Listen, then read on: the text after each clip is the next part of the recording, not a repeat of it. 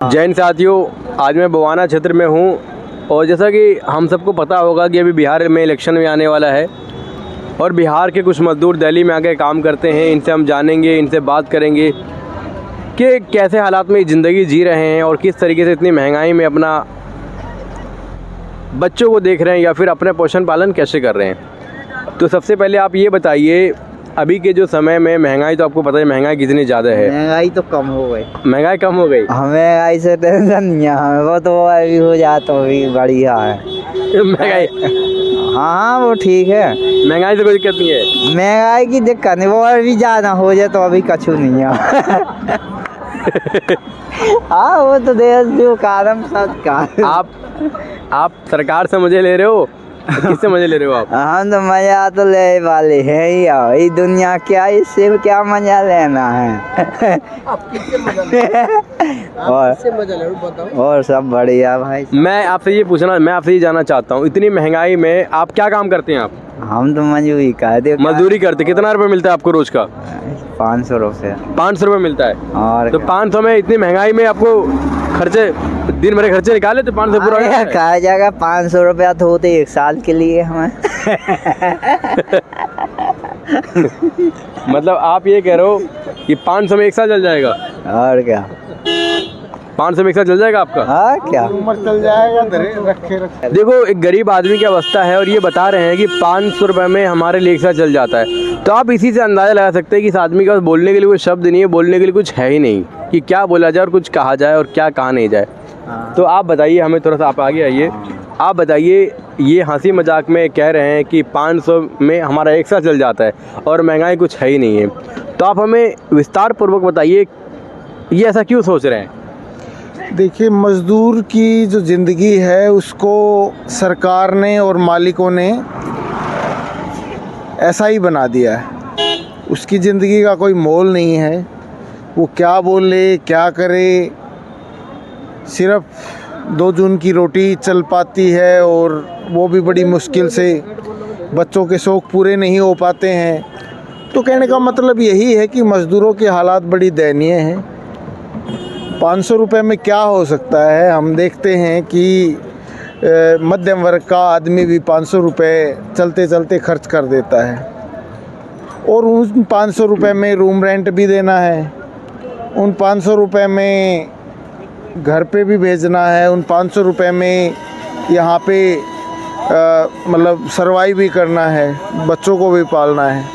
तो कहने का मतलब यही है कि इस महंगाई के अंदर जब सरकार के पैरामीटर के अनुसार 25-26 हज़ार रुपये एक मज़दूर को 8 घंटे का मिलेगा, तब वो गुजारा कर पाएगा। आप ये बताइए, अभी भारत में जैसा कि सबको पता ये चीज़ें और किसी को नहीं भी पता है, भारत सरकार पर लीटर जो है कि विदेशी मुद्रा के हिसाब से 34 रुपये लीटर भारत सरकार पेट्रोल खरीद रही है और भारत के अंदर 95 रुपये लीटर पेट्रोल बेच रही है।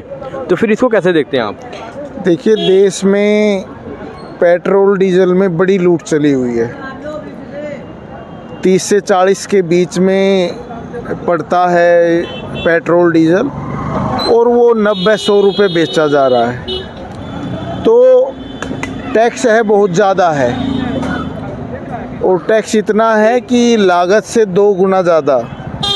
मतलब आप देख लीजिए कि 30-33 रुपये 34 रुपये अगर आपको पड़ रहा है पेट्रोल की जो लागत है, और वो 95 रुपये, कहीं पे 100 रुपये, कहीं पे 105 रुपये तक वो बिक रहा है। और बिहार में भी इलेक्शन भी आ रहा है, तो बिहार के इलेक्शन के बारे में कुछ हमें समझे बताइए कि अगर बिहार में कोई भी पार्टी जीतती तो क्या इससे फ़ायदा है और क्या इससे नुकसान है, और बिहार में कौन सी पार्टी की सरकार आनी चाहिए? देखिए, चुनाव आते हैं जाते हैं, आम जनता की ज़िंदगी में कोई बदलाव नहीं आ रहा है। हमने देखा ये जो 5 साल है, इसमें किस तरीके से जनता के जो जनमत है उसके साथ खिलवाड़ किया गया। कभी नीतीश कुमार इधर पलटी मार रहा था, कभी उधर मार रहा था। तो हकीकत जनता को जाननी होगी कि चुनाव से जनता का जीवन बेहतर होने वाला नहीं है। चुनाव आएगा, तमाम समीकरण बनाए जाएंगे, जनता को ये दिखाया जाएगा कि उसका जीवन बेहतर हो जाएगा, और होगा कुछ नहीं, कुछ ना कुछ दरिद्र ही होता जाएगा। जिस तरीके से जो सरकार है, बीजेपी की जो सरकार देश में राज कर रही है, तो इनका एजेंडा है जनता का ध्यान हमेशा जो प्रमुख मुद्दे हैं उनसे भटका के रखना, और एक बड़ी हिंदू आबादी है उसके दिमाग में एक चीज़ बैठाना कि मुसलमानों को टाइट किया जा रहा है, मुसलमानों को कुचला जा रहा है, मुसलमानों को सबक सिखाया जा रहा है, और ये परिस्थिति बीजेपी हमेशा बना के रखना चाहती है। वक्फ बोर्ड का ये कानून आया है, ये कानून आने से भी पूरे देश की जनता का कोई मुकम्मल समाधान होने वाला नहीं है, नहीं आता तो भी कुछ नहीं, 19-20 फ़र्क पड़ेगा। कुछ संपत्ति है ये मनमाने तरीके से अडानी अंबानी को देंगे और उस ज़मीन पे कब्ज़ा करके और मन माफिक लूट करेंगे, ये फ़र्क पड़ेगा।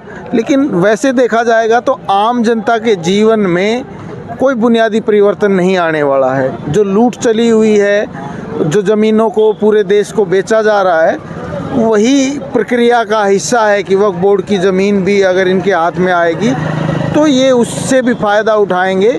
तो यही है कि जनता को जानना पड़ेगा कि जब तक देश की सत्ता मज़दूर किसान के हाथ में नहीं आएगी तब तक जनता गुलाम रहेगी। और हम देख रहे हैं कि आज़ादी के 77 साल बाद भी, कुछ दिन बाद 78 साल हो जाएंगे, लेकिन हालात क्या हैं? अमीर अमीर हो रहा है, गरीब गरीब हो रहा है, मध्यम वर्ग पिस रहा है। नोटबंदी जीएसटी में कितने लोगों के रोज़गार चले गए, कितने लोगों के शोरूम बंद हो गए, कितने लोगों की फैक्ट्रियां बंद हो गई।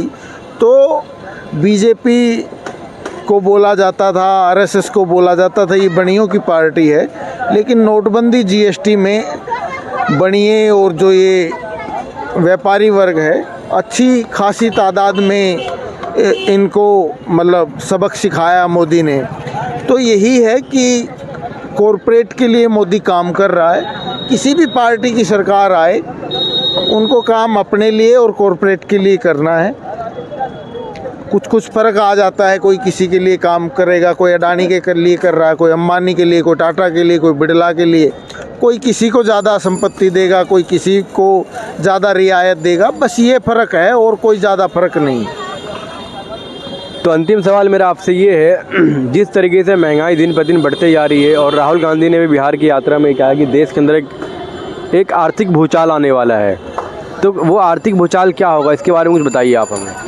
देखिए, भूचाल चल रहा है, अब तो हम ये कह सकते हैं शेयर मार्केट में लाखों करोड़ रुपए 90 डूब रहे हैं, मतलब ये चीज़ें चल रही हैं। शेयर मार्केट में भी वही हो रहा है कि जो छोटे इन्वेस्टर हैं उनकी पूंजी को बड़ी पूंजी या शेयर मार्केट के जो खिलाड़ी हैं वो उनको लूट रहे हैं।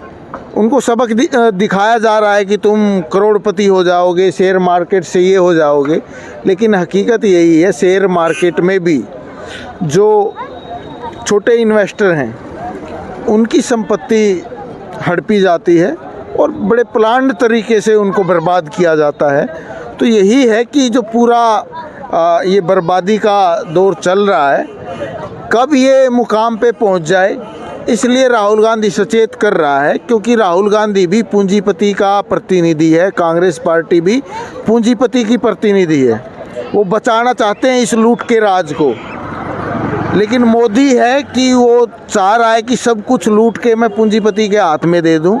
लेकिन राहुल गांधी चाह रहा है कि अगर ऐसा हुआ तो देश का मज़दूर किसान जागेगा, देश का मज़दूर किसान इस गुलामी के ख़िलाफ़, इस लूट के ख़िलाफ़ लड़ेगा, और फिर वो कुछ रियायत के लिए नहीं लड़ेगा, वो क्रांति के लिए भी आगे बढ़ सकता है। साथ ही जैसे कि आपने सुना हमारे साथ योगेश जी थे और ये बड़ी ही बारीकी से किसी भी बात को बताते हैं और आपके लिए हम कुछ ना कुछ लेकर के आते रहते हैं, ऐसी खबरें, ऐसी बातें जो आपसे, हमारी बातें, हम वो खबर आपके लिए लेकर आ रहे हैं जो आप तक सच पहुंच सके।